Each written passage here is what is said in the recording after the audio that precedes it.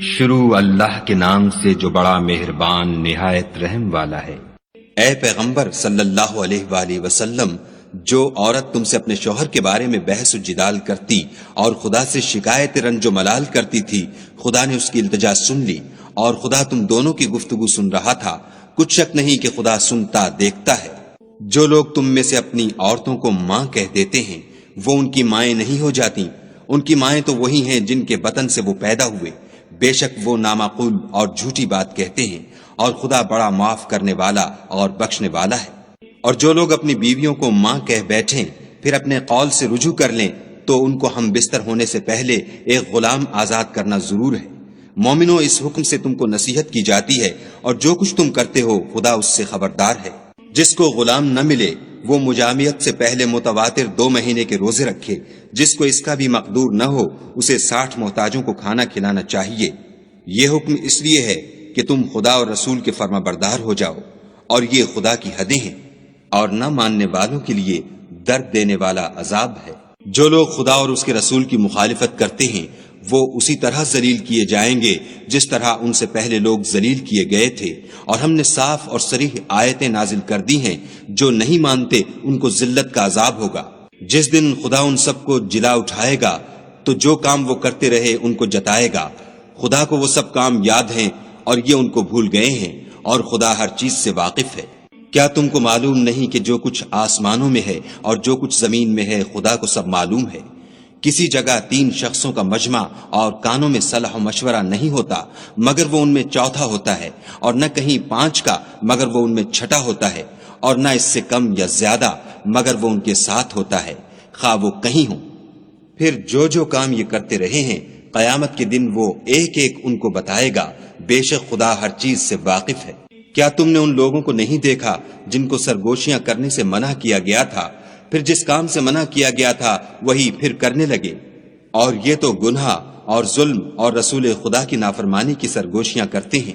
اور جب تمہارے پاس آتے ہیں تو جس کلمے سے خدا نے تم کو دعا نہیں دی اس سے تمہیں دعا دیتے ہیں، اور اپنے دل میں کہتے ہیں کہ اگر یہ واقعی پیغمبر ہیں تو جو کچھ ہم کہتے ہیں خدا ہمیں اس کی سزا کیوں نہیں دیتا؟ اے پیغمبر صلی اللہ علیہ وآلہ وسلم، ان کو دوزخ ہی کی سزا کافی ہے، یہ اسی میں داخل ہوں گے اور وہ بری جگہ ہے۔ مومنو، جب تم آپس میں سرگوشیاں کرنے لگو تو گناہ اور زیادتی اور پیغمبر کی نافرمانی کی باتیں نہ کرنا، بلکہ نیکوکاری اور پرہیزگاری کی باتیں کرنا، اور خدا سے جس کے سامنے جمع کیے جاؤ گے ڈرتے رہنا۔ کافروں کی سرگوشیاں تو شیطان کی حرکات سے ہیں، جو اس لیے کی جاتی ہیں کہ مومن ان سے غمناک ہوں، مگر خدا کے حکم کے سوا ان سے انہیں کچھ نقصان نہیں پہنچ سکتا۔ تو مومنوں کو چاہیے کہ خدا ہی پر بھروسہ رکھیں۔ مومنوں، جب تم سے کہا جائے کہ مجلس میں کھل کر بیٹھو تو کھل بیٹھا کرو، خدا تم کو کشادگی بخشے گا، اور جب کہا جائے کہ اٹھ کھڑے ہو تو اٹھ کھڑے ہوا کرو۔ جو لوگ تم میں سے ایمان لائے ہیں اور جن کو علم عطا کیا گیا ہے خدا ان کے درجے بلند کرے گا، اور خدا تمہارے سب کاموں سے واقف ہے۔ مومنو، جب تم پیغمبر کے کان میں کوئی بات کہو تو بات کہنے سے پہلے مساکین کو کچھ خیرات دے دیا کرو، یہ تمہارے لیے بہت بہتر اور پاکیزگی کی بات ہے۔ اور اگر خیرات تم کو میسر نہ آئے تو خدا بخشنے والا مہربان ہے۔ کیا تم اس سے کہ پیغمبر کے کان میں کوئی بات کہنے سے پہلے خیرات دیا کرو ڈر گئے؟ پھر جب تم نے ایسا نہ کیا اور خدا نے تمہیں معاف کر دیا تو نماز پڑھتے اور زکوٰۃ دیتے رہو، اور خدا اور اس کے رسول کی فرما برداری کرتے رہو، اور جو کچھ تم کرتے ہو خدا اس سے خبردار ہے۔ بھلا تم نے ان لوگوں کو نہیں دیکھا جو ایسوں سے دوستی کرتے ہیں جن پر خدا کا غضب ہوا؟ وہ نہ تم میں ہیں نہ ان میں، اور جان بوجھ کر جھوٹی باتوں پر قسمیں کھاتے ہیں۔ خدا نے ان کے لیے سخت عذاب تیار کر رکھا ہے، یہ جو کچھ کرتے ہیں یقیناً برا ہے۔ انہوں نے اپنی قسموں کو ڈھال بنا لیا اور لوگوں کو خدا کے رستے سے روک دیا ہے، سو ان کے لیے ذلت کا عذاب ہے۔ خدا کے عذاب کے سامنے نہ تو ان کا مال ہی کچھ کام آئے گا اور نہ اولاد ہی کچھ فائدہ دے گی۔ یہ لوگ اہل دوزخ ہیں، اس میں ہمیشہ جلتے رہیں گے۔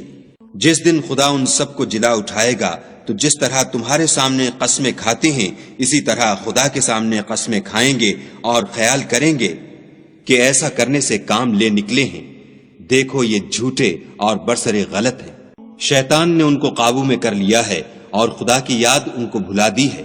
یہ جماعت شیطان کا لشکر ہے، اور سن رکھو کہ شیطان کا لشکر نقصان اٹھانے والا ہے۔ جو لوگ خدا اور اس کے رسول کی مخالفت کرتے ہیں وہ نہایت ذلیل ہوں گے۔ خدا کا حکم ناطق ہے کہ میں اور میرے پیغمبر ضرور غالب رہیں گے، بے شک خدا زوراور اور زبردست ہے۔ جو لوگ خدا پر اور روز قیامت پر ایمان رکھتے ہیں تم ان کو خدا اور اس کے رسول کے دشمنوں سے دوستی کرتے ہوئے نہ دیکھو گے، خواہ وہ ان کے باپ یا بیٹے یا بھائی یا خاندان ہی کے لوگ ہوں۔ یہ وہ لوگ ہیں جن کے دلوں میں خدا نے ایمان پتھر پر لکیر کی طرح تحریر کر دیا ہے اور فیض غیبی سے ان کی مدد کی ہے، اور وہ ان کو بہشتوں میں جن کے تلے نہریں بہ رہی ہیں داخل کرے گا، ہمیشہ ان میں رہیں گے۔ خدا ان سے خوش اور وہ خدا سے خوش۔ یہی گروہ خدا کا لشکر ہے، اور سن رکھو کہ خدا ہی کا لشکر مراد حاصل کرنے والا ہے۔